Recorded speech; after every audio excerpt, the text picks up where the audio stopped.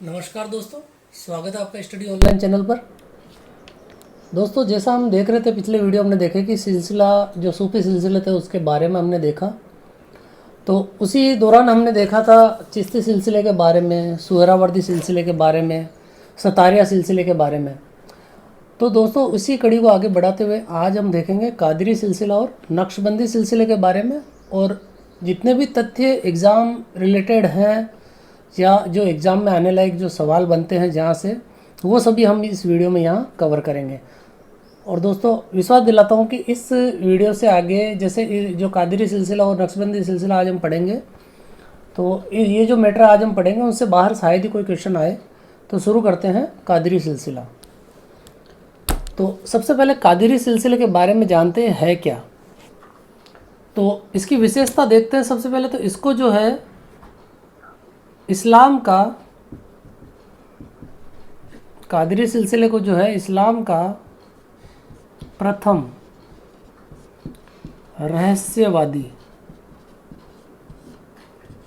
कई सवाल आ जाए, वेरी इंपॉर्टेंट सवाल है कि इस्लाम का प्रथम रहस्यवादी सिलसिला किसे कहा गया है या रहस्यवादी पंथ, तो वह कहा गया है कादरी सिलसिले को। और इसको आगे देखते हैं। इस्लाम को, ये जो इस्लाम है, इसको इस्लाम धर्म को मध्य एशिया और प्लस अफ्रीका में, मध्य एशिया और अफ्रीका में फैलाने का श्रेय इसी पंथ को जाता है, कादरी सिलसिले को। और इसमें देखते हैं इसकी विशेषता। जो इसमें जो है दोस्तों, कई सिलसिले हमने देखे, एक तो या तो पूरे कट्टर थे या उदारवादी थे। तो यहाँ पर जो है कट्टरपंथ, ये जो सिलसिला, उसमें एक अनोखी विशेषता है, ये कट्टरपन के साथ साथ उदारवादी, यानी कट्टरपंथी और उदारवादी दोनों स्वरूप इसमें देखने को मिलते हैं। तो इसकी एक अन्य विशेषता हो गई। तो इस्लाम का प्रथम रहस्यवादी पंथ कादरी सिलसिले को कहा गया। मध्य एशिया और अफ्रीका में इस्लाम धर्म को जो है फैलाने का, विस्तृत करने का श्रेय इसी को है। और कट्टरपंथ या उदारवादी दोनों ही जो है विशेषता इसमें मिलती है। इसके अलावा भी इसके संस्थापक के बारे में देखते हैं कि कादरी सिलसिला जो था उसके संस्थापक कौन कौन से हैं। तो दोस्तों, इसके संस्थापक में हम दो प्रकार से देखेंगे इसको।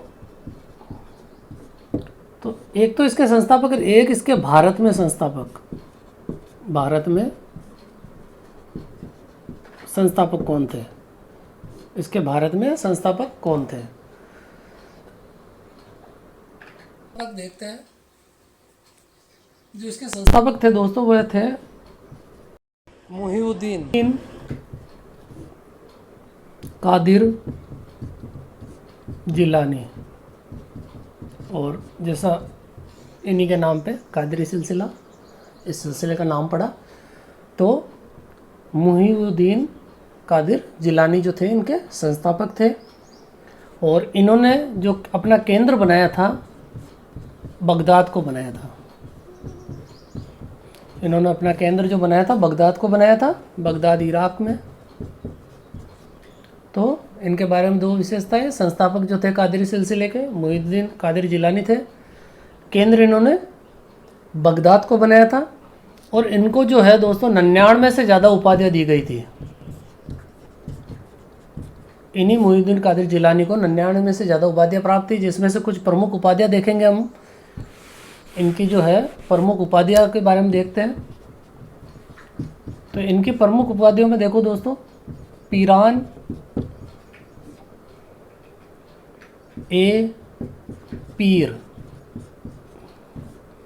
तो पीरान पीर का मतलब होता है संतों का संत, संतों का संत। ये इनकी एक प्रमुख उपाधि थी। इसके अलावा इनकी एक और उपाधि थी, पीर ए दस्तगान, पीर ए दस्तगान। और इसका मतलब होता है घुमक्कड़ लोगों का संत, घुमक्कड़ लोगों का संत या लोगों के संत। तो पीरान पीर यानी संतों का संत, पीर दस्तगान यानी घुमक्कड़ लोगों का संत। इसके अलावा इनकी एक और उपाधि थी, महबूब ए सुमानी। ये इनकी एक अन्य उपाधि थी, महबूब ए सुमानी। और दोस्तों इसका अर्थ होता है ईश्वर का प्रेमी। तो हमने यहाँ इनके संस्थापक देखे कादरी सिलसिले के, जिनकी 3 उपाधियाँ देखी, पीरान पीर, पीर दस्तगान और महबूब सुमानी। अब हम देखते हैं भारत में इनके संस्थापक कौन थे। तो अगर भारत में इनके संस्थापक की हम बात करते हैं, शाह नियामतुल्लाह। तो भारत में इस कादरी सिलसिले के संस्थापक थे शाह नियामतुल्लाह। और इन्हीं शाह नियामतुल्लाह है, इनके साथ में एक और थे, वैसे नाम इन्हीं का आता, कहीं पे भी अगर इससे सिलसिले भारत में संस्थापक पूछा जाता तो शाह नियामतुल्लाह मिलान के अंदर आ जाता है। और इनके साथ थे एक मखदूम मोहम्मद जिलानी, मखदूम मोहम्मद जिलानी। तो इन 2 लोगों को भारत में कादरी सिलसिले को संस्थापक माना जाता है।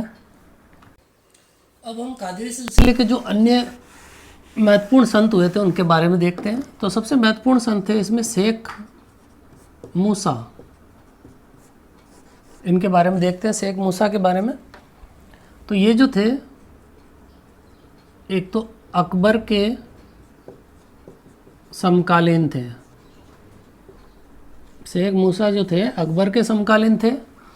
इसके अलावा देखते हैं इनमें एक और इनके आईएम पे वेरी इंपॉर्टेंट एक विशेषता थी, इनके बारे में कहा जाता कि ये हमेशा, शेख मूसा जो थे हमेशा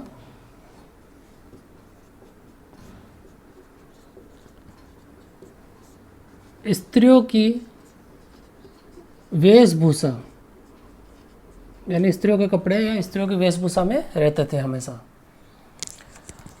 और इनके बारे में और कहा जाता है कि ये जो थे संगीत और नृत्य में सरोबार रहते थे, हमेशा खोए रहते थे उसमें। इन्हीं शेख मूसा के एक शिष्य थे,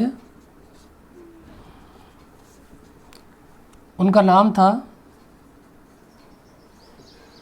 अब्दुल हक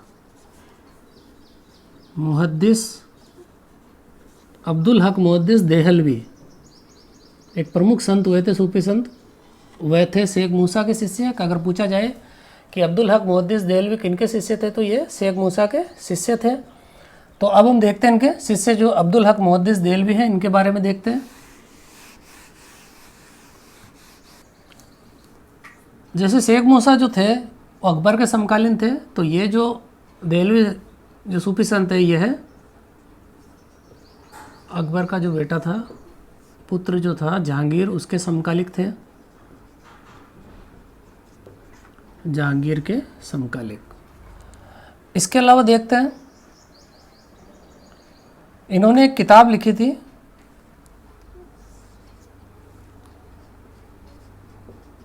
नूरिया ए सुल्तानिया। तो इन्होंने एक किताब लिखी थी जिसका नाम था, एक बुक लिखी जिसका नाम था नूरिया ए सुल्तानिया। और यह किताब दोस्तों इन्होंने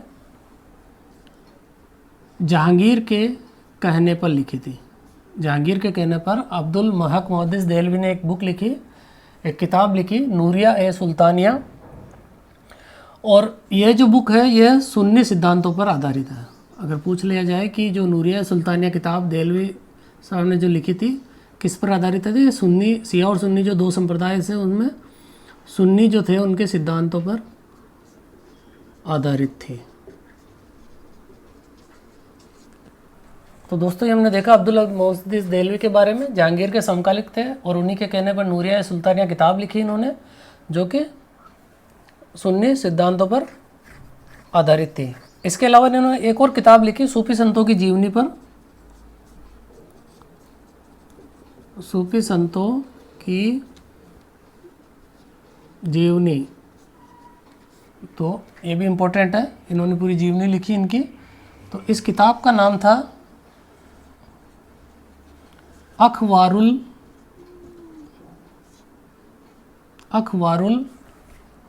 अखियार,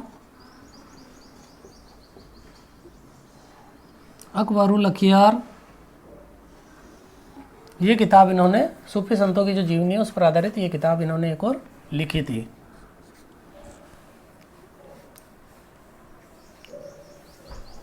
और इन्होंने एक और चीज़ की थी, इन्होंने हदीस का संकलन किया, जो कि किस नाम से किया? मुदारिजुन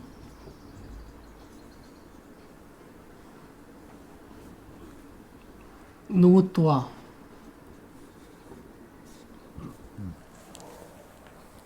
मुदारिजुन नुत्वा के नाम से इन्होंने हदीस का संकलन किया। अब हम देखते हैं इनके कादरी सिलसिले के अन्य प्रमुख संत। आगे हम इनके जो महत्वपूर्ण संत हैं कादरी सिलसिले के, मियाँ मीर, बहुत ही इम्पोर्टेंट, इनमें से सवाल पूछा जाता है, इनके बारे में देखते हैं। तो दोस्तों जो मियाँ मीर है यह जहांगीर प्लस शाहजहां, यह दोनों के समकालिक थे, दोनों के समकालिक थे। इसके अलावा इनके बारे में देखते हैं। और 1635 ईस्वी में 1635 ईस्वी में इनसे शाहजहां व दारा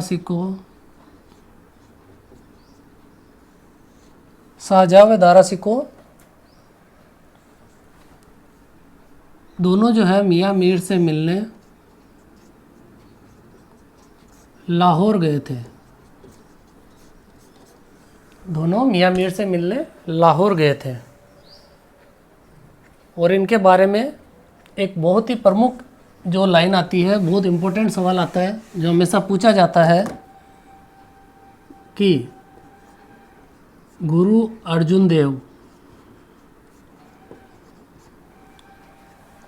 के कहने पर, गुरु अर्जुन देव के कहने पर इन्होंने जो है अमृतसर, जो पंजाब में है, अमृतसर में हरमिंदर साहिब, जो सिखों का महत्वपूर्ण गुरुद्वारा है हरमिंदर साहिब अमृतसर में, जिसको हम स्वर्ण मंदिर के नाम से जानते हैं।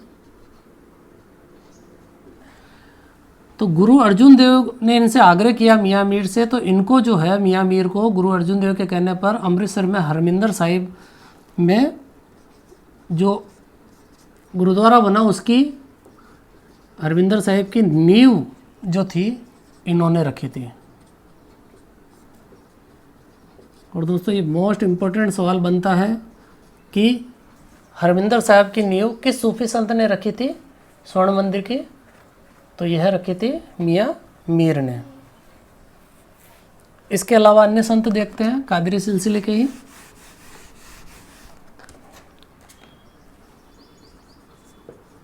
मुल्ला शाह बदख्शी, इनके बारे में देखते हैं। मुल्ला शाह बदख्शी, तो इनके बारे में एक प्रमुख बात, इनके बारे में शाहजहां ने कहा था कि मेरे साम्राज्य के दो सम्राटों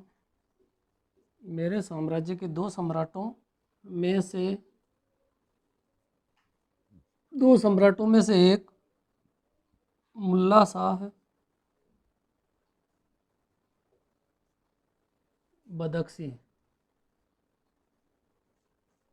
है। यानी शाहजहां इनको इतना मानते थे, उन्होंने एक स्टेटमेंट दिया था, मेरे साम्राज्य के दो सम्राटों में से एक मुल्ला शाह बदख्शी है। और इसके अलावा हम देखते हैं इसी कादरी सिलसिले में एक नाम आता है दारा शिकोह है। इनको देखते हैं दारा शिकोह को। तो दारा शिकोह जो थे, ये जो शाहजहाँ के पुत्र थे, शाहजहाँ के पुत्र थे। इसके अलावा दारा शिकोह जो थे कादरी नाम से कविता, कादरी नाम से कविता लिखते थे। इन्होंने काशी के ब्राह्मणों की मदद से, काशी के ब्राह्मणों की मदद से एक कार्य किया था। इन्होंने गीता जो ग्रंथ है, गीता व योग वशिष्ठ, गीता व योग वशिष्ठ का फारसी में अनुवाद। तो ये सबसे इम्पोर्टेंट सवाल आ जाता है कि गीता व योग वशिष्ठ का फारसी में अनुवाद किसने किया? तो यह किया था दारा शिकोह ने। और जो वशिष्ठ है उसका अनुवाद जो है दोस्तों कविंद्र आचार्य द्वारा किया गया था। इन्हीं दारा शिकोह की उपाधि देखते हैं हम कि क्या उपाधियाँ थी। इनको कुछ उपाधियाँ मिली हुई थी। तो इनकी जो दोस्तों उपाधि है, सबसे मोस्ट इम्पोर्टेंट उपाधि शाह बुलंद इकबाल, ये इनकी उपाधि थी, शाह बुलंद इकबाल। इसके अलावा ये संस्कृत के भी ज्ञाता थे, तो संस्कृत एक कलंदर, ये इनकी उपाधि थी, संस्कृत एक कलंदर। और इनकी एक और इम्पोर्टेंट उपाधि आती है लघु अकबर।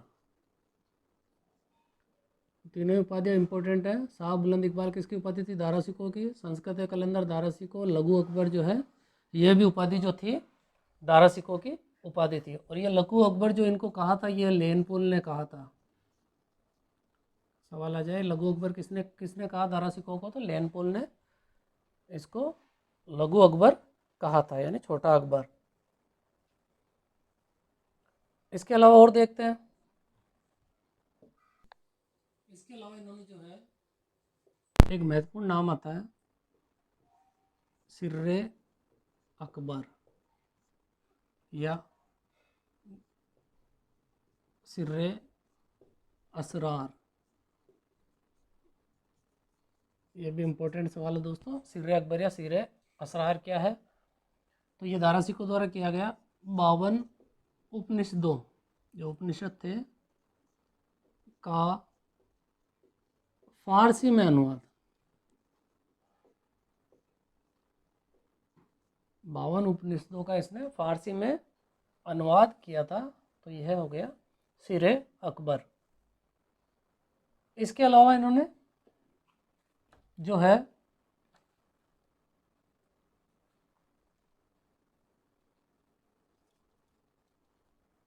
सफीनत उल ओलिया और सकीनत उल ओलिया। दोस्तों ये सफीनत उल ओलिया है और ये सकीनत उल ओलिया है। तो इनके बारे में देखते हैं क्या है। तो जो सफीनत उल ओलिया है, इसमें जो है सूफी संप्रदाय के संतों की पूरे जितने भी सूफी संप्रदाय के जो संत थे, सूफी संतों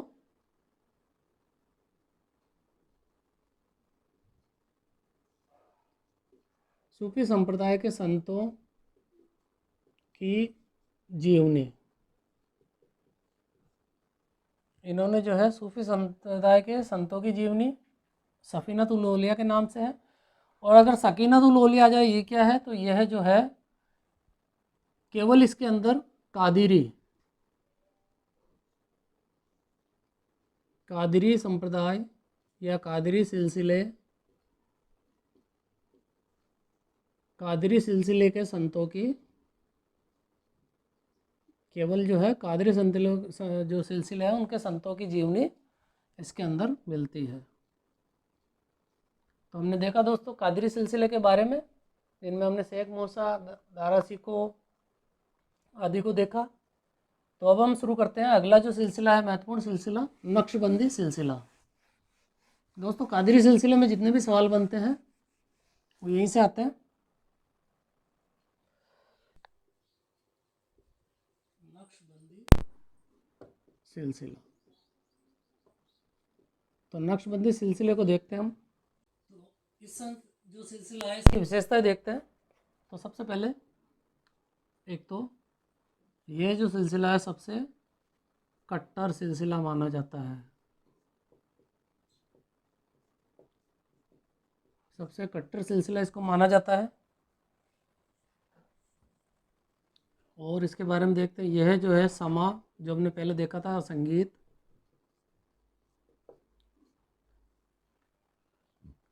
और योग का घोर विरोधी सिलसिला है। यानी ये संगीत और योग का विरोध करता है।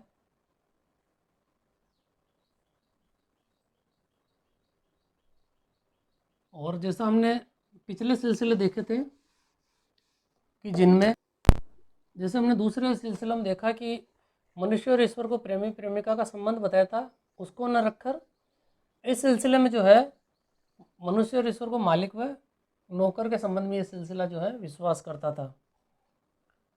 इसके अलावा दो शब्द आते हैं, वहदत उल वहूद, और एक शब्द आता है दोस्तों वहदत उल सहूद। दोनों में अंतर वहूद और सहूद का है। तो इसके बारे में देखते हैं है क्या। तो वहदत उल वहूद जो था दोस्तों, ये सर्वेश्वरवाद पर आधारित था, सर्वेश्वरवाद। यानी तो इसका इस सिलसिले जो था, इस सर्वेश्वरवाद का घोर विरोध किया था। और इन्होंने जो समर्थन किया था वहदतुल सहूद का समर्थन किया था। अगर सिलसिला ये आ जाए सवाल कि नक्शबंदी सिलसिले ने वहदतुल वहूद की जगह किसका समर्थन किया था, तो वहदतुल सहूद का समर्थन किया था। और इसका मतलब होता है एकेश्वरवाद। इन्होंने जो है एकेश्वरवाद का समर्थन किया था। और देखते हैं इसकी विशेषता। इसी नक्शबंदी सिलसिले के अंतर्गत इस्लाम का क्रमबद्ध, इस्लाम का जो है क्रमबद्ध प्रचार हुआ। और क्रमबद्ध प्रचार का मतलब जो नाम सुनते हैं हम, तबलीग की शुरुआत हुई। यानी इस्लाम के क्रमबद्ध प्रचार की शुरुआत या तबलीग की शुरुआत हुई इसी सिलसिले के अंतर्गत।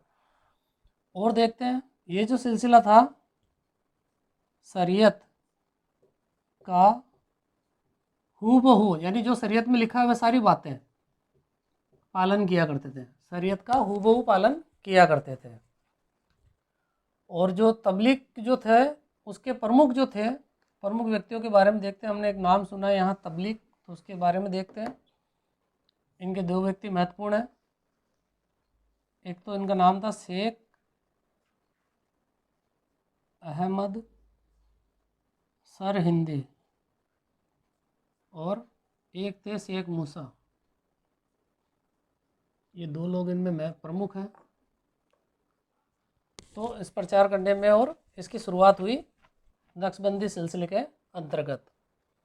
इसके अलावा अब जो नक्शबंदी सिलसिले के बारे में देखते हैं, इनके संस्थापक कौन थे उनके बारे में जानते हैं। तो नक्शबंदी सिलसिले के संस्थापक में हम देखते हैं, एक तो संस्थापक और एक देखते हैं इनके भारत में संस्थापक, भारत में। तो दोस्तों इसके जो संस्थापक में नाम आता है ख्वाजा बहाउद्दीन का, ख्वाजा बाहुद्दीन इनके संस्थापक हैं। और भारत में इनके संस्थापक माने जाते हैं जो है भारत में ख्वाजा बाकी बिल्ला है। तो दोस्तों संस्थापक जो माने जाते हैं ख्वाजा बाहुद्दीन माने जाते हैं और भारत में इनके संस्थापक जो है ख्वाजा बाकी बिल्ला को माना जाता है।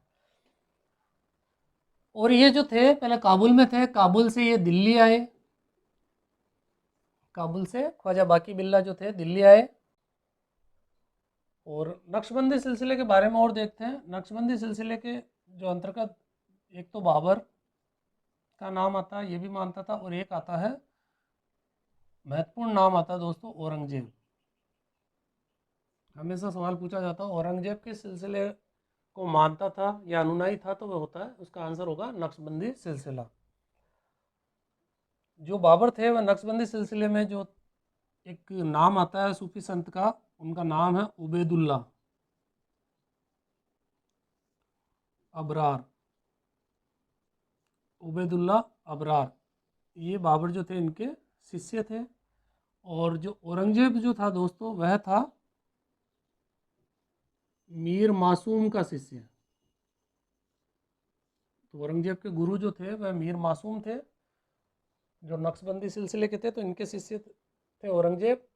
तो हमने देखा यहाँ संस्थापक, भारत में संस्थापक ख्वाजा बाकी बिल्ला और बाबर भी इस सिलसिले को अनुयायी था और औरंगजेब भी था, लेकिन बाबर इतना कट्टर नहीं था, औरंगजेब मीर मासूम का शिष्य था। इसके अलावा इसके प्रमुख संत देखते हैं नक्शबंदी सिलसिले के। और तो शेख अहमद सरहिंदी, ये इनके एक प्रमुख संत थे नक्शबंदी सिलसिले के अंतर्गत। तो इनको देखते हैं। इनका जन्म जो है 1563 में हुआ सरहिंद में। इनका जन्म हुआ 1563 ईस्वी में सरहिंद में। इसके अलावा जहांगीर के समकालिक थे। इसके अलावा और विशेषता देखते हैं। समकालिक तो थे लेकिन ये जहांगीर के विरोधी थे, यानी ये जहांगीर को पसंद नहीं करते थे, जहांगीर के विरोधी थे। और जहांगीर ने इन्हें, ये सवाल आ सकता है, जहांगीर ने इन्हें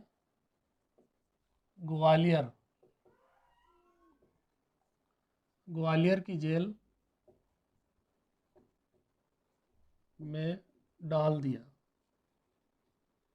यानी सवाल आ सकता है किस सूफी संत को ग्वालियर की जेल में डाल दिया गया जहांगीर द्वारा, तो उसका उत्तर हो जाएगा शेख अहमद सरहिंदी।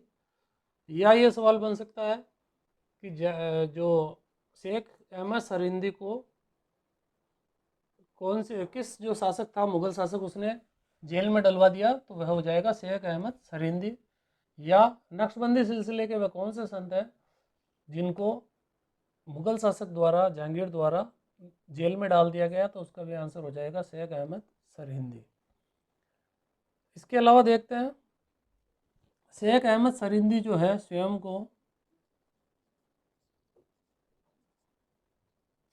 को मुजहिद अल्फसानी, ये जो है स्वयं को मुजहिद अल्फसानी कहते थे। शेख अहमद सरहिंदी स्वयं को मुजहिद अल्फसानी कहते थे। तो मुजहिद का अर्थ होता है समाज सुधारक, और अल्पसानी का अर्थ होता है दोस्तों दूसरों का कल्याण करने वाला, दूसरों का कल्याण करने वाला। और इस जो पूरे वर्ड का जो है मुजहिद अल्पसानी, इसका पूरे का अर्थ होता है दोस्तों इस्लाम का पुनरुद्धारक, इस्लाम का पुनरुद्धारक। तो इनके बारे में ये मैं प्रमुख बातें थी शेख अहमद सरिंदी के बारे में। और जो है इन्हें जो है इस्लाम का नवजीवन दाता भी कहा गया है, इस्लाम का नवजीवन दाता। इसके अलावा जो शेख अहमद सरिंदी थे अपने आप को कय्यूम, अपने आप को कय्यूम भी कहते थे, और कय्यूम का अर्थ होता है अविनाशी। ये अपने आप को कय्यूम यानी अविनाशी भी कहते थे। और इसके अलावा इनको जो है एक और नाम आता है इनके लिए, इनको इंसामुल कामिल, इस नाम से भी इनको पुकारा गया है, यानी इनको इंसामुल कामिल भी कहा गया है। इसका अर्थ होता है पूर्ण मानव। तो हमने देखा शेख अहमद सरिंदी के बारे में, और इसके बारे में दो बातें और देखते हैं, एक दो बातें और देख लेते हैं। इन्होंने जो है शेख अहमद सरिंदी ने, जो हमने पहले देखा था वहदत उल सुहूद,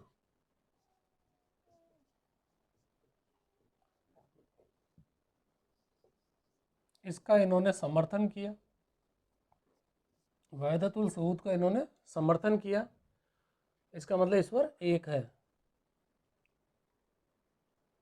और यह जो सिद्धांत अगर पूछ लिया जाए कि ये सिद्धांत किसका है, तो यह सिद्धांत अलाउद्दीन उस्मानी सॉरी अलाउद्दीन सिस्मानी, अलाउद्दीन सिस्मानी द्वारा दिया गया था। यह सिद्धांत वहदत उल सुहूद का सिद्धांत अलाउद्दीन सिस्मानी द्वारा दिया गया था। और इसके अलावा देखते हैं इनके पुत्र शेख मासूम थे या मीर मासूम, शेख मासूम इनके पुत्र। और इनके बारे में हमने देखा था, इनका जो शिष्य था उसका नाम मुगल सम्राट जो औरंगजेब थे वो इनके शिष्य थे। तो इनके द्वारा हमने देखे क्या क्या विशेषताएं थी इनके द्वारा, और इनमें जहांगीर के समकालिक थे, जहांगीर इनके विरोधी थे। जहांगीर ने इनको ग्वालियर की जेल में डाल दिया था, स्वयं को मुज्जिद अल्पसानी कहते थे। और इस्लाम के नवजीवन दाता भी इनको ही कहा गया, अपने आप को कय्यूम कहते थे यानी अविनाशी कहते थे। और इंसामुल कामिल यानी पूर्ण मानव भी इन्हें कहा जाता था। और इनके द्वारा जो समर्थन किया गया वहदत उल सऊद का समर्थन किया गया, यानी एकेश्वरवाद का, ईश्वर एक है, ईश्वर एक है, इसका इन्होंने समर्थन किया। और ये जो सिद्धांत है ये अलाउद्दीन सिस्मानी के द्वारा दिया गया है। और उनके पुत्र जो थे शेख मासूम थे, और उनके जो शिष्य थे मुगल सम्राट औरंगजेब थे। तो ये हमने शेख अहमद सरिंदी के बारे में देखा। इसके अलावा नक्शबंदी सिलसिले के एक और संत देखते हैं जिनका नाम था साहब अली उल्लाह है। तो इनके बारे में देखते हैं क्या बातें, कोई महत्वपूर्ण बातें। इन्होंने जो है बहुत महत्वपूर्ण वहदत उल सहूद और वहदत उल वजूद, वहदत उल सहूद और वहदत उल वजूद, इन दोनों में इन्होंने जो है समन्वय स्थापित किया, इन दोनों में इन्होंने समन्वय स्थापित किया।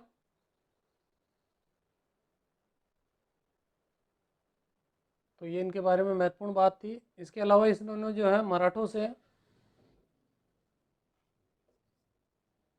से मुस्लिमों को बचाने के लिए, मराठों से मुस्लिमों को बचाने के लिए निजामुल मुल्क जो थे, मराठों से मुस्लिमों को बचाने के लिए निजामुल मुल्क और अहमद शाह अब्दाली, निजामुल मुल्क और अहमद शाह अब्दाली से इन्होंने निवेदन किया था। यानी उनसे सहायता मांगी। इसके अलावा खालसा भूमि का विस्तार, इराजेदारी प्रथा को बंद करने को कहा गया। इनके द्वारा खालसा भूमि का विस्तार, खालसा भूमि विस्तार और जो है जो हम देखते हैं इजारेदारी,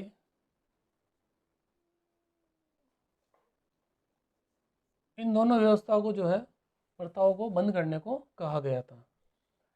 अब हम और इसके एक प्रमुख संत देखते हैं जिनके बारे में सवाल बन सकता है।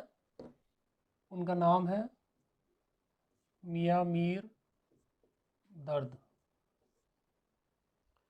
तो इनके बारे में महत्वपूर्ण बातें देखते हैं। इन्होंने जो है इल्मे इलाही, इल्मे इलाही का सिद्धांत दिया। सबसे महत्वपूर्ण बात इनकी, सिद्धांत दिया। इल्मे इलाही का सिद्धांत किसने दिया? तो मियाँ मीर दर्द इसका हो जाएगा। इनकी एक बुक थी, इनकी किताब, उसका नाम है इनमुल। ये इनकी किताब थी इनमुल। इसके अलावा देखते हैं, ये जो है स्वयं को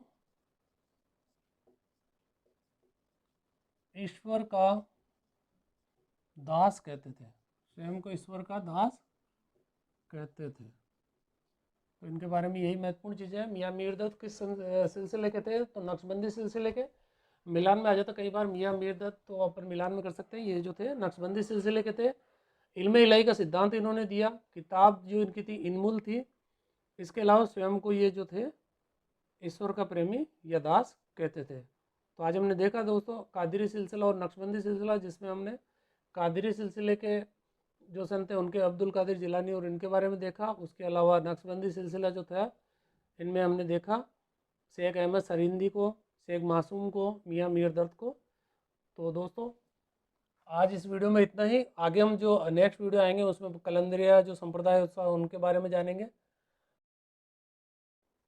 अगर वीडियो दोस्तों आपको पसंद आया हो तो प्लीज़ लाइक कीजिए, शेयर कीजिए, और अगर आप चैनल पर नए हैं तो सब्सक्राइब कीजिए। Thank you.